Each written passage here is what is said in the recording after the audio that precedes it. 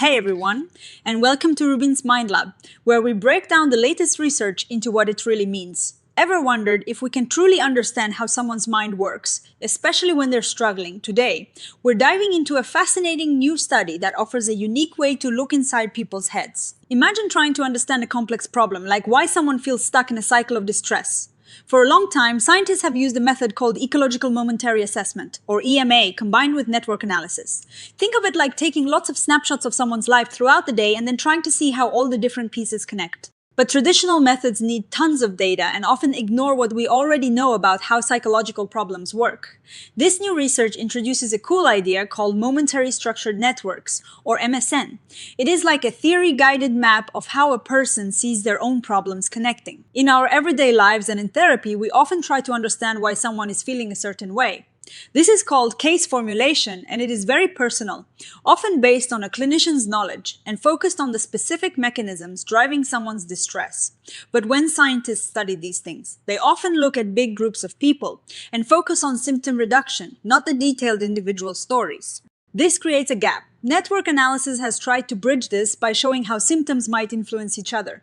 But these models can be like a huge, messy puzzle with too many pieces, often needing a mountain of data and not always agreeing with what someone actually feels is happening.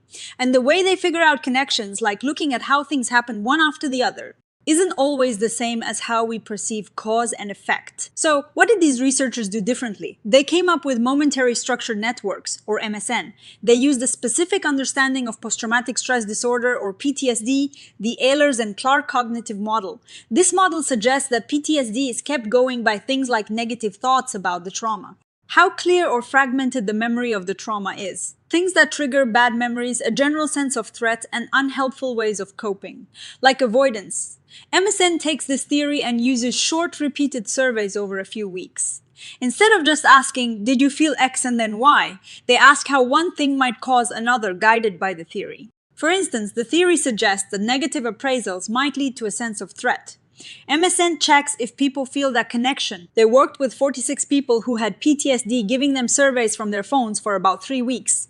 They asked about 5 main areas based on the Ehlers and Clark model: negative appraisals, how the trauma memory felt, things that triggered memories, a sense of current threat, and coping strategies for each person. They picked the 3 most important things in each area that really fit their experience. Then, throughout the day, people answered questions about whether one thing led to another. The core idea here is that they measured perceived causal relationships. They looked at how often when someone reported item, like I had a bad thought. They also reported item B, like I felt threatened. They calculated this as a probability, for example. The probability of threat happening given that negative appraisals occurred.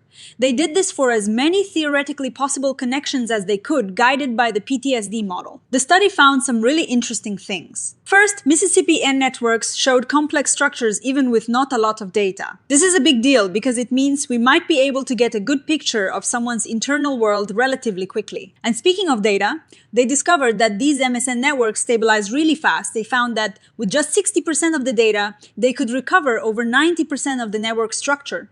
This means that the core patterns emerged pretty early on, which is great for real-world applications where collecting mountains of data can be tough. They also compared MSN to traditional network models that just look at how things happen together, called icing models.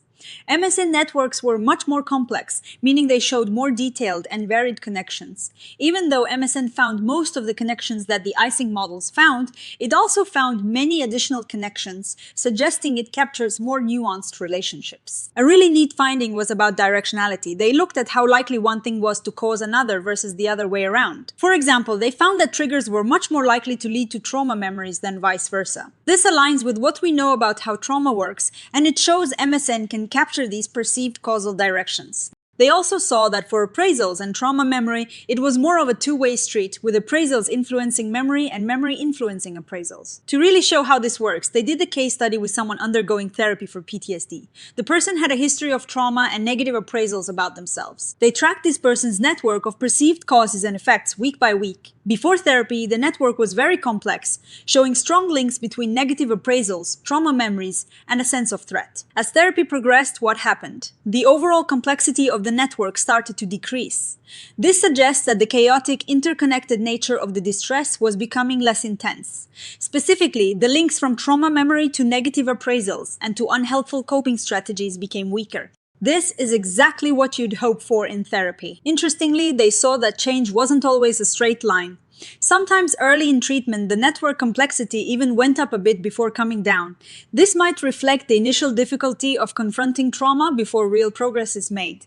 But over time, the consistent trend was a reduction in complexity and the strength of those negative connections. So, what is the big picture? Momentary Structured Networks, or MSN, offer a really promising way to understand an individual's psychological experience.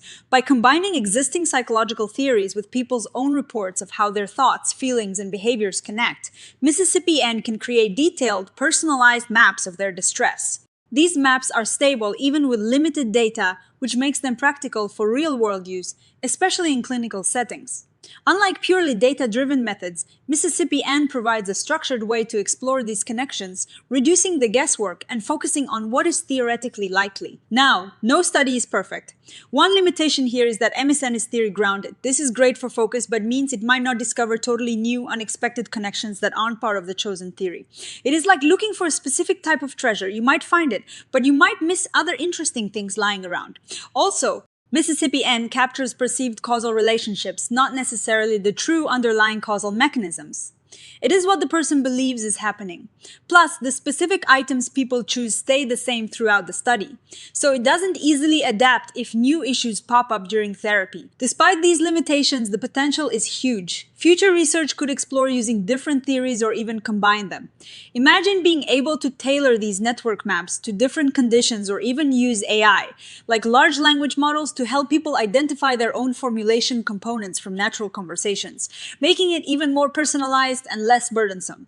The ultimate goal, of course, is to see if using tools like MSN can actually lead to better treatment outcomes and more efficient mental health services. In conclusion, Momentary Structured Networks, or MSN, are a novel and exciting approach. They provide a way to understand perceived causal relationships in real time, reducing the need for massive amounts of data while still capturing individual differences, and a rich directional structure.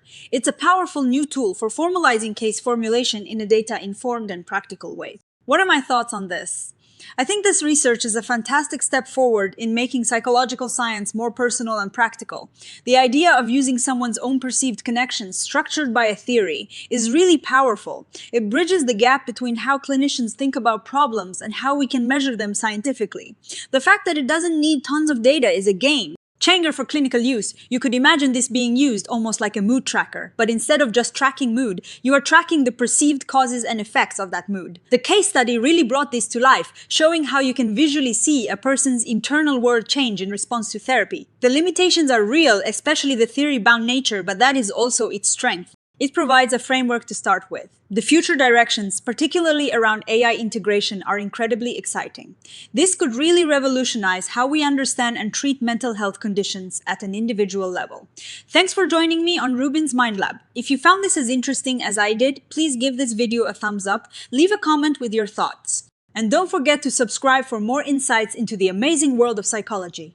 See you next time.